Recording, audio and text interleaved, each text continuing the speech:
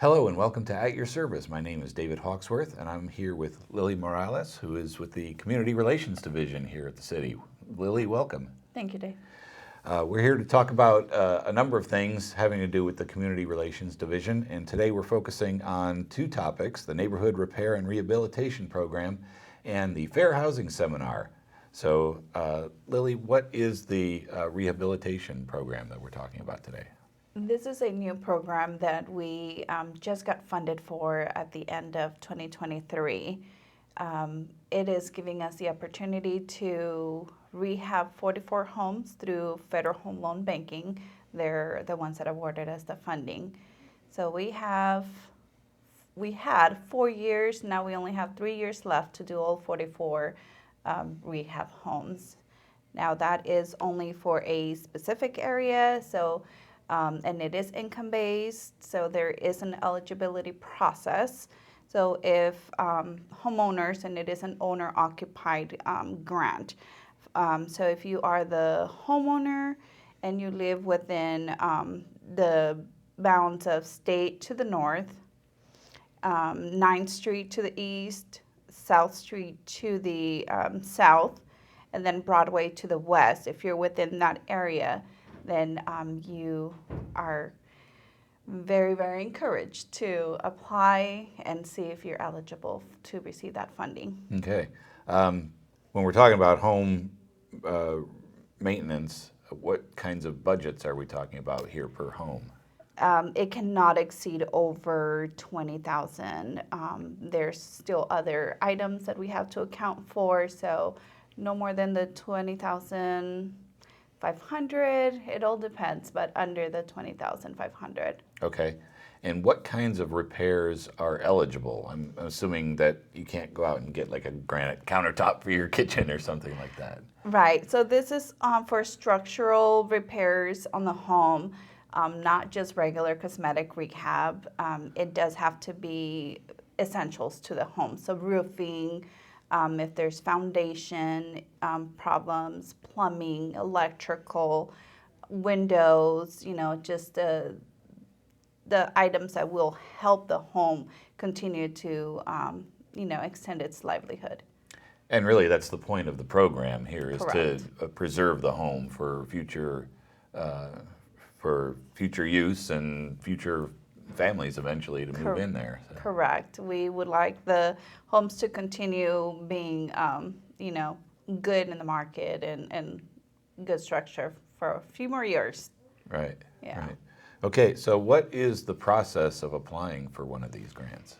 The applications can be filled out either online. If they're computer savvy and they just want to do it online, they can do it that way. There is a list of all the items that need to be submitted to us along with the application. Okay.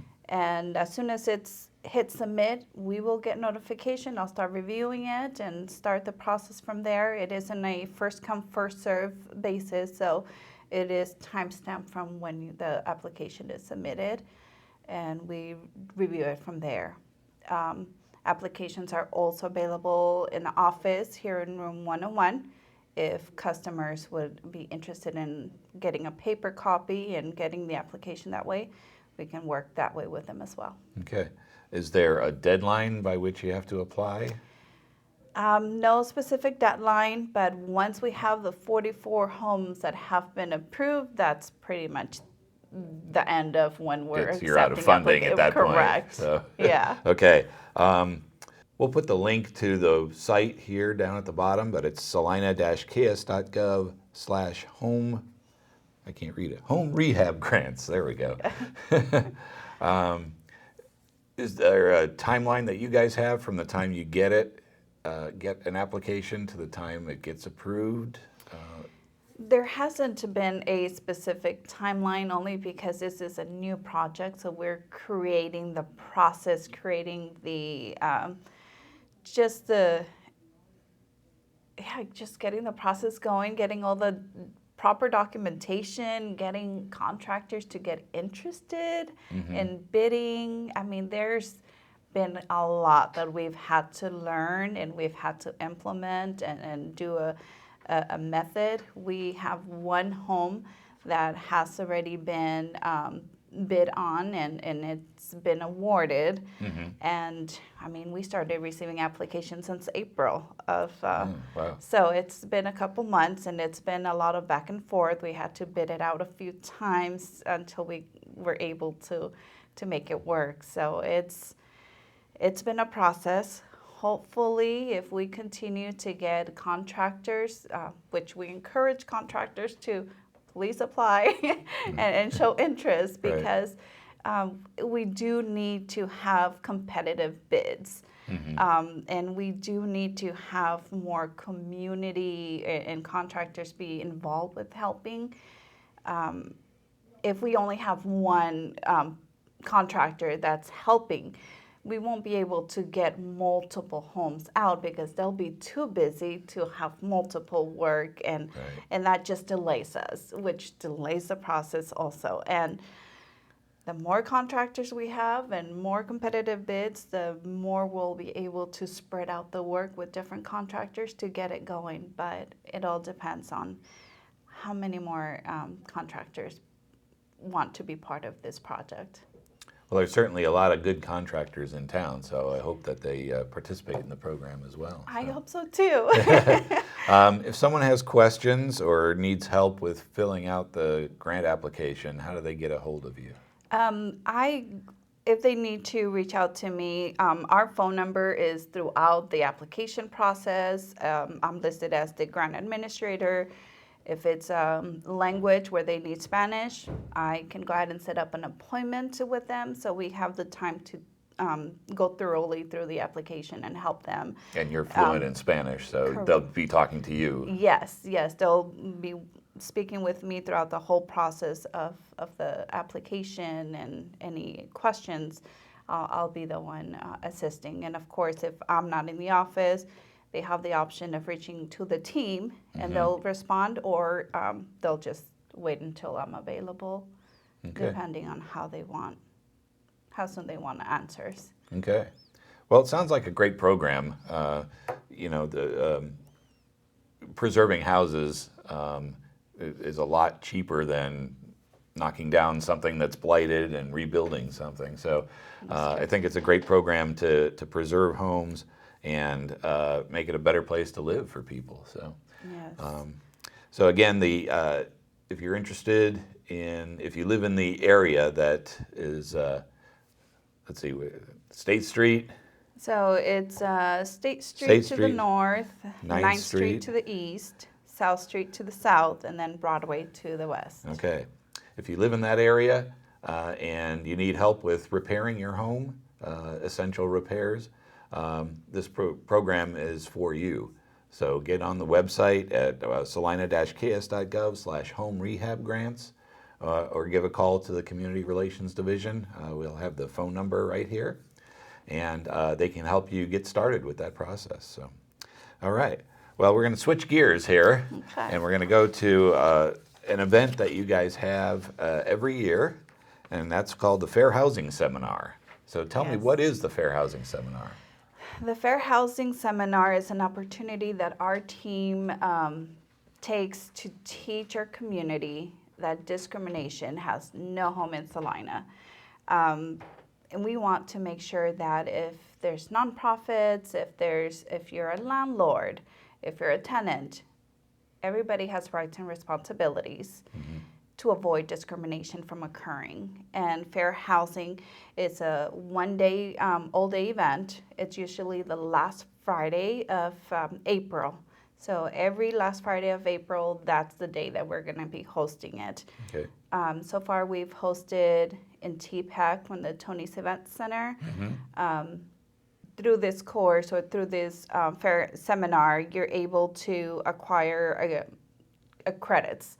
So if you require credits, if you're a real estate agent, an attorney, and you're looking to acquire some credits, you can definitely take advantage through this, because there will be credits available. So yeah, it's a very good opportunity for people, our community, to learn about discrimination and how it all came into place, and just learning as a landlord, what you should not be doing to avoid being filed a complaint against. And as a tenant, you know your rights so that you don't let yourself be discriminated against. Yeah, very important on both sides. Yes. And this is a great opportunity to get that figured out in your head if you don't know that information. So the registration fee for that is pretty affordable too. It's only $30, and it does include lunch, and it does include breakfast items in the morning, coffee, juice, water, drinks. I mean, it's pretty good for the $30. Yeah, and you'll have evening snacks. I mean, it does cover quite a bit, and it's pretty affordable. Yeah.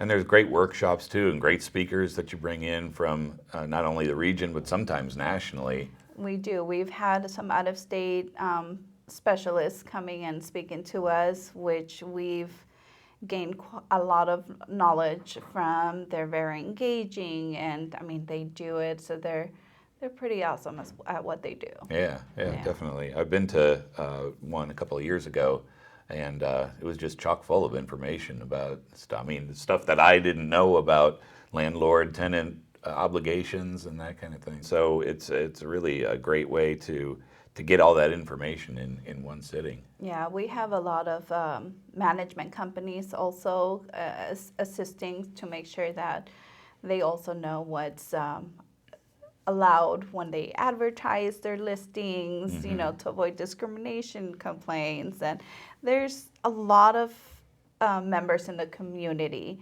that whether we feel we're in that position or not, we are all prone to doing something that can be led to discrimination based, or just, you know, we need to learn that discrimination should not be allowed in housing or just anywhere, period.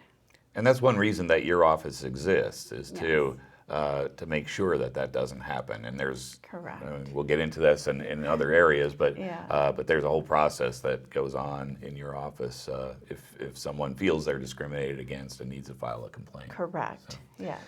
Okay. Well, again, great information about landlords and tenants and the relationship they have with each other, and making sure that discrimination doesn't happen at the Fair Housing Seminar, the last Friday in April. Only a $30 registration fee. Correct. It's at Tony's Pizza Event Center, so nice and close here. Yeah. And anything else we should know about the seminar? Please come. Okay, sounds good. Well, Lily, we really appreciate your time today. That's a lot of good information, and hope people take advantage of the services that are available. So. I hope so too. And even though the information from year to year can be a little bit repetitive, it's always good to just get that refresh. So if you've attended previous years, we have different speakers.